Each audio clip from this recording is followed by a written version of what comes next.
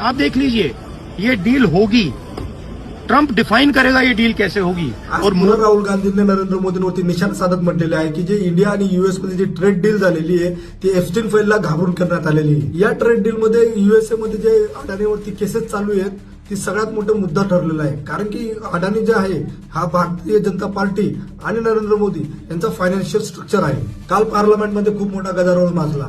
राहुल गांधी यांना स्पीच द्यायची होती, पण पार्लमेंटचे जे अध्यक्ष आहेत त्यांनी ती स्पीच देऊ दिली नाही। राहुल गांधी यांना स्पीच तर देता नाही आली, पण ते डायरेक्टली अध्यक्षांसोबत भिडून गेले। त्यांनी अध्यक्षांना सांगितलं, I am the leader of the opposition आणि मी तुम्हाला विचारून काही कुठल्याही गोष्टी भाषण करणार नाहीये।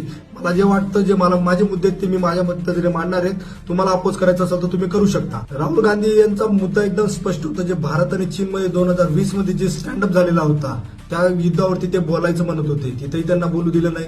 त्यानंतर जनरल नरवडे यांचं एक पुस्तक आहे जे पब्लिश होऊ देत नाहीये। त्या बुकमध्ये डिटेलमध्ये नरवडे यांनी सांगितलेलं आहे की भारत आणि चीन मध्ये जो वार स्टँडअप झालेला होता तो कशामुळे झालेला होता, त्या राजकारण्यांमुळे झालेला होता, त्याचं स्पष्टीकरण त्यांनी तिथे लिहिलेलं होतं। आणि ते बुकची पब्लिकेशन राजनाथ सिंग आणि अमित शाह होऊ देत नाहीये, म्हणजे भारत सरकार ती तो जो बुक आहे तो पब्लिशच होऊ देत नाहीये।